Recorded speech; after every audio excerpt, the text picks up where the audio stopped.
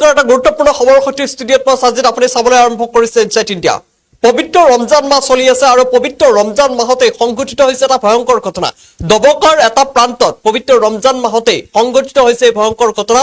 হাতত লাঠি লৈ আক্ৰমণ প্ৰত্যাক্ৰমণৰ ঘটনা সংঘটিত হৈছে দবকাৰ এটা প্ৰান্তত। আমি দৃশ্যাংশ আপোনালোকক দেখুৱাম। প্ৰথমে খবৰটো জনাই লোৱাৰ চেষ্টা কৰিছো।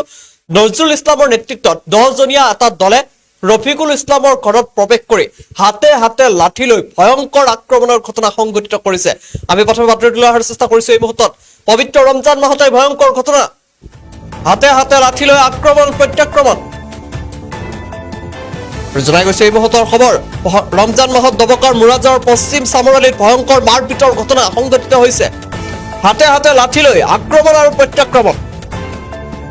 উল্লেখযোগ্য যে আজি প্ৰায় 3 বছৰ ধৰি দুই পক্ষৰ মাজত মাটি বাৰীক লৈ আদালতত চলি আছে গোচৰ, আৰু গোচৰ চলাকালীন অৱস্থাত আজি পৰিকল্পিতভাৱে নজৰুল ইছলামৰ নেতৃত্বত 10জনীয়া এটা দলে ৰফিকুল হকৰ ঘৰত প্ৰৱেশ কৰি আক্ৰমণ কৰে। ৰফিকুলৰ লগতে বহু কেইজনক আক্ৰমণ কৰা ঘটনা সংঘটিত হয়, আৰু ঘটনা সংক্ৰান্তত আক্ৰমণকাৰীৰ বিৰুদ্ধে চৌধুৰী বজাৰ আৰক্ষী চকীত দাখিল কৰা হৈছে এজাহাৰ। আমি দৃশ্যাংশ লৈ অহাৰ চেষ্টা কৰিছো। ভয়ংকৰ ঘটনা, ভয়ংকৰ মাৰপিট আৰু মাটি বাৰী সংক্ৰান্ত এটা গোচৰ চলি আছিল দুই পক্ষৰ মাজত। গোচৰ চলি থকাৰ অৱস্থাতেই ভয়ংকৰ ঘটনা সংঘটিত হৈছে দুই পক্ষৰ মাজত। নজৰুল ইছলামৰ নেতৃত্বত এটা 10জনীয়া দলে ৰফিকুল হকৰ ঘৰত প্ৰৱেশ কৰি ভয়ংকৰ আক্ৰমণ কৰিছে। হাতে হাতে লাঠি লৈ ৰফিকুল হকৰ লগতে ৰফিকুলৰ বহু কেইজন লোকক আক্ৰমণ কৰে, আৰু ঘটনা সংক্ৰান্তত ইতিমধ্যে চৌধুৰী বজাৰ আৰক্ষী চকীত এজাহাৰ দাখিল কৰা হৈছে।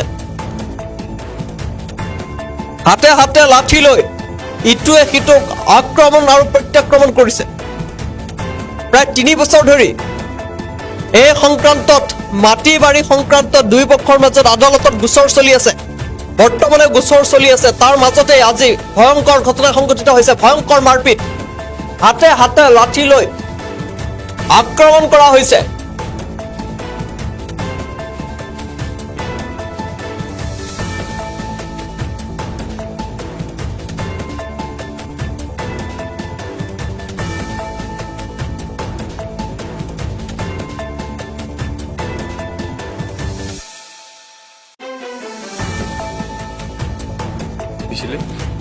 আমার বাড়িত মানে আমরা ফ্যামিলিত মানে মাটি বাড়ি লিয়া কেস চলে রাইজ 3 বছর থাকিয়া কেস চলা অবস্থা আজকে বিয়ানে আমার বাইকে বাড়িত গড় বানার ওখান গড় বানানি তো আমার বাবাই আর হে কাম করবা। ওই সময় আইসে নজরুল ফারুল মানে আরো বাক্কা আমি যা আছেন ভিডিওত আছে মানে তারাই আমরা চার করছেন যে বাড়ি যদি গড় বানাতে তোমরা আমরা টাকা দেবো লাগবে।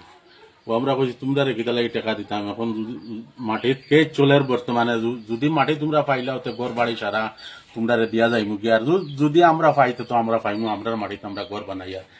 ওখান পার সময় নজরুলে মানে কইছে শুয়োরের বাচ্চার সেদ মানে খোল্লা উড়া। ওই সময় মারছে বাবার গর্দনা সেদ মারছে, আমার ভাইও ঘুরে দিয়ে করছে সান্দালিয়ে বাঁশ দিয়ে বাড়ি মারছে।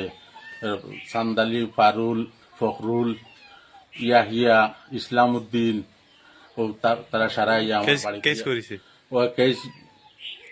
কেস এখন করছি চৌধুরী বাজার আমরা নিয়ে চাই আর আমরা ওটা নিয়ে দেওয়া লাগে আবেদন রইল সবার কাছে। কি গুন্ডা বাহিনী? গুন্ডা বাহিনী, নজরুল গুন্ডা থানার দলাল হয়, দলালি করে। দলালি করে। কি বিষয় চৌধুরী বাজার থানার আগতে কেস লেখিত মানে দলালি করি তো মাটি বাড়ির দলালি করে। এখন কিতা চাও? এখন আমরা নিয়াটা চাই আর আমরা নিয়াটা জেলা পাই আমরা রে সেও দর্শন পুলিশ এখন ও এগু জুয়ারে নিছে আবুল হোসেন দরিয়া নিছে। হেও আসেন মাইরো হেও আসিল না ভিডিওতে আছে।